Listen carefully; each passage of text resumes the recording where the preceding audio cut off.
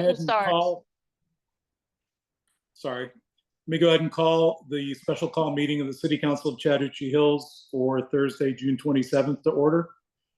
Let the record reflect that all of the council members are here and that I'm here virtually. First item on the agenda is review of the agenda. Dana or Diane, sorry, is there anything that we need to change? No, there's not. All right.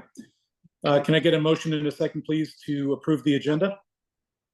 Make a motion to approve the agenda. I second it.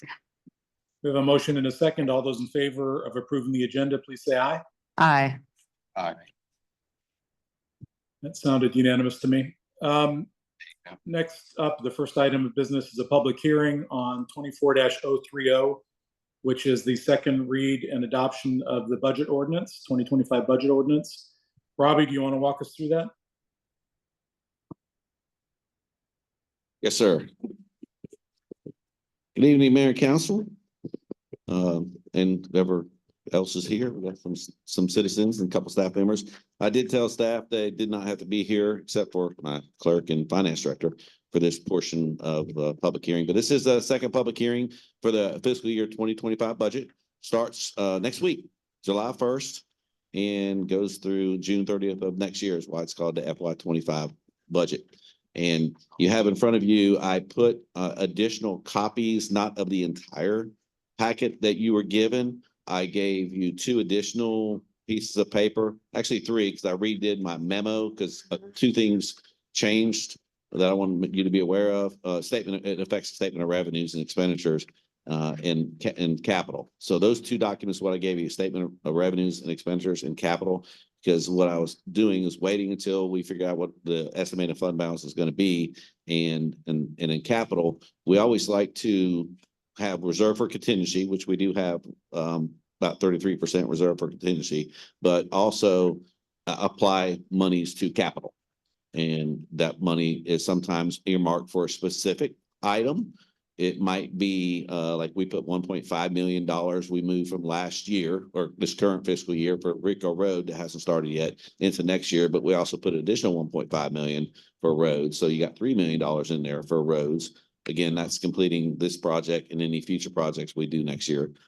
Also specifying $100,000 in there for grants, matches, and a couple other items. But then we put stuff in just generic capital.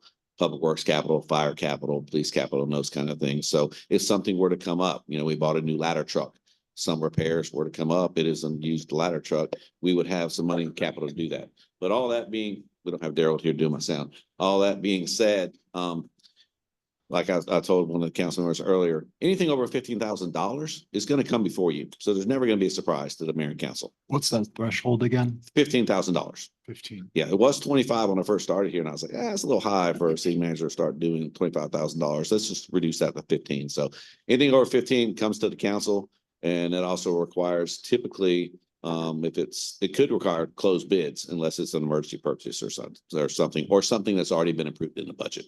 I've got the volume up too loud back there. That's why there's a little bit of feedback. So those are the only 2 documents that I added to your packet that wasn't already in there because it didn't change anything else. T-Splosh didn't change. Hotel Motel didn't change. All the other things didn't change. I just made sure that we had capital expenditures covered in there. So our fiscal year budget is, again, the second public hearing. Somebody's calling me. Let's turn that off. Everything is on the website. I can actually pull it up right now. I thought about doing it. I can pull it up if I need to and share my screen. So if you go to the city website under finance, you'll see Dana's picture.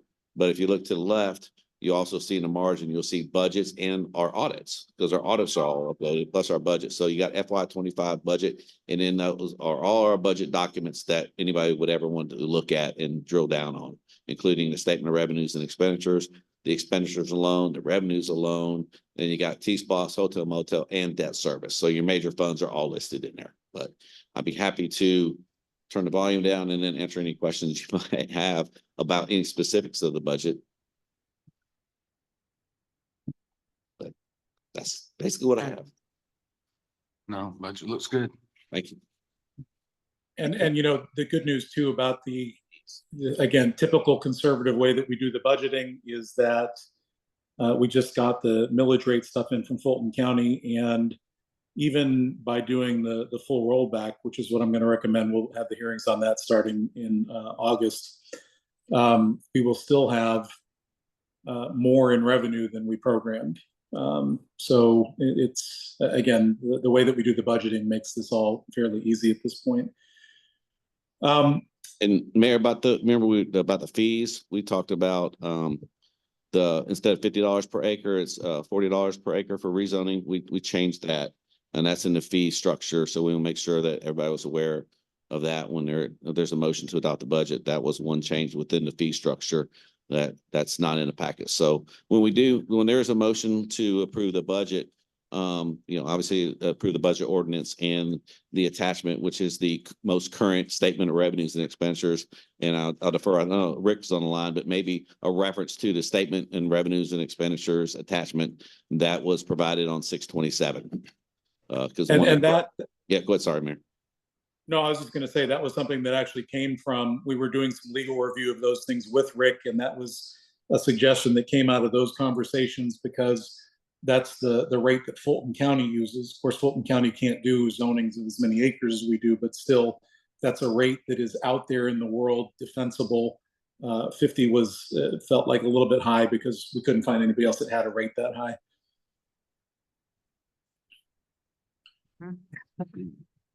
Any questions about that? If not, Diane, do we have any public comment cards? No, we do not. All right, let me go ahead and open the public hearing because we have to do that officially.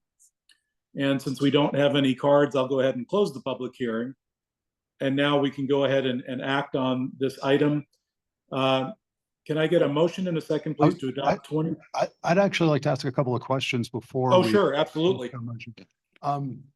And this is specific to District 3 regarding the Rico Crossroads project that was in the last budget. And I had a number of questions from people asking for clarification on how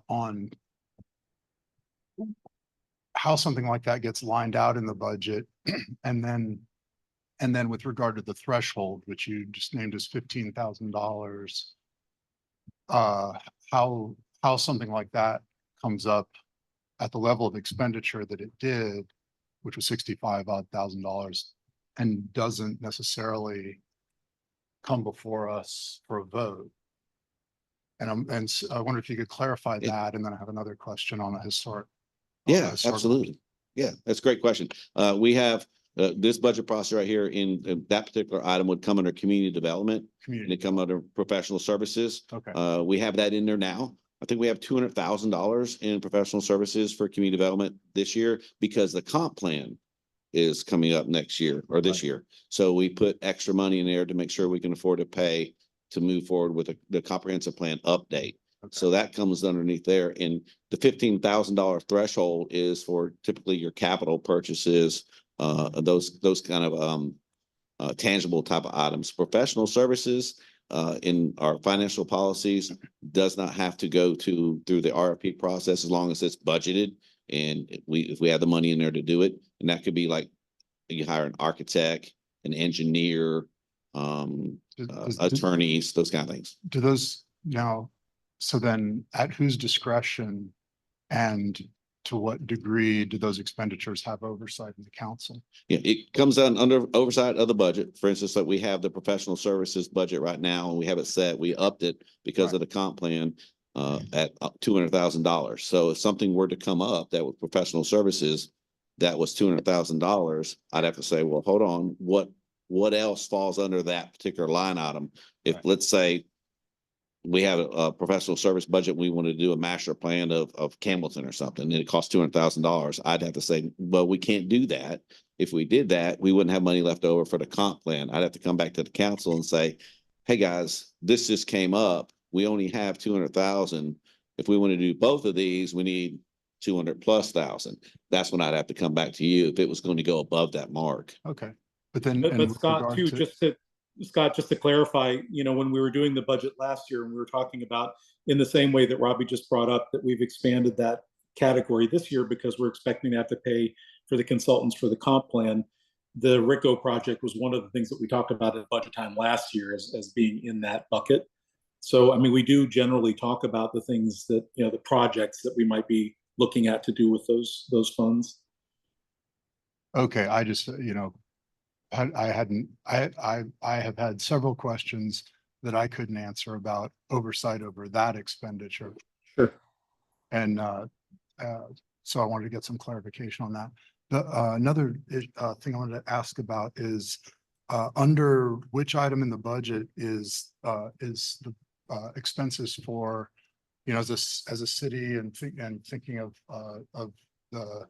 the committee work overseen by Mr. Nygren, for example, you know, selling our historic resources as an important part of the image of the city and so on. Where does the preservation of those historic resources fall in the budget? So How do we pay to paint the scout hut? How do we pay, Oh, you know, okay. where's that money? That's in the public works budget. It could come, yeah, it could come under public works if it was like a facilities improvement.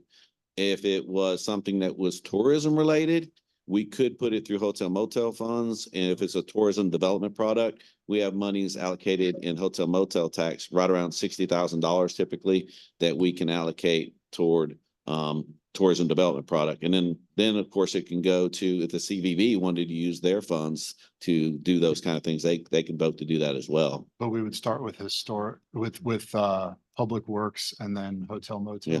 I would start with, I mean, with hotel motel funds, because they're so hard to spend, they're so restrictive, and we have to report to the state every year that we've spent all the money that we got, Right. or they'll take that money away from us. So I would always start with hotel motel and see if it falls within that narrow category of tourism. And if it does meet that criteria, I try to go that way first. If it doesn't, then we go to public works. That's great. I hope we can justify our efforts at tourism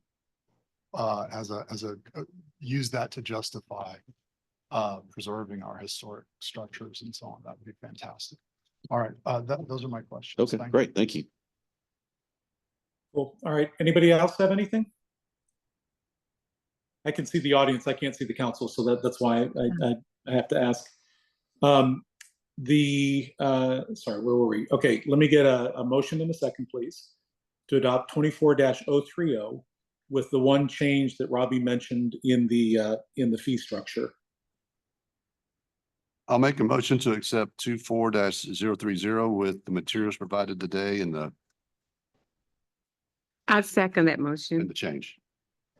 Okay, we have a motion and a second to adopt 24-030, which is the 25 budget, including the changes that we discussed. All those in favor, please say aye. Aye. Those opposed, nay. That carries unanimously. The next item is a new business item, 24-037, which is the temporary construction and access easement that Robbie's going to talk to us about. Yeah, and I'll keep the camera facing this way, so I'm operating both the sound and the camera, and then I can check out my hairline. Yeah, this is the Trust of Public Land. They asked us to, right after our meeting earlier this month, they said, hey, we need to extend this this construction easement with you to the end, close to the end of the year, because they're projected to finish that project at our park by the end of June, which is coming up here in a couple of days. And obviously construction delays, that's going to happen. So they said, hey, can you extend that construction easement? It's a legal intergovernmental agreement that we have to do. And I said, no problem. There's nothing we can do about the delays that they're experiencing. So we have to, legally extend that construction easement for them to have that construction easement on our property, continue to build out what they're doing with the restroom facilities and the boat launch and that kind of stuff. So that's what this is. I said, sure.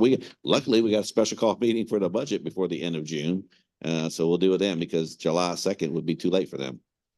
So thank you for being here for that too. Anybody have any questions about that? If not, can I get a motion in a second, please, to adopt 24-037, which is the extension of that easement? So moved. I didn't know if you wanted. Second. We have a motion and a second. All those in favor of adopting 24-037, please say aye. Aye. Those opposed, nay. That carries unanimously as well. And the next item on the agenda is adjournment. Can I get a motion in a second to adjourn the special call meeting of June 27th, please? Motion to adjourn. I second that motion. We have a motion and a second. All those in favor of adjournment, please say aye. Aye. We stand adjourned at 4:18 on June the 27th.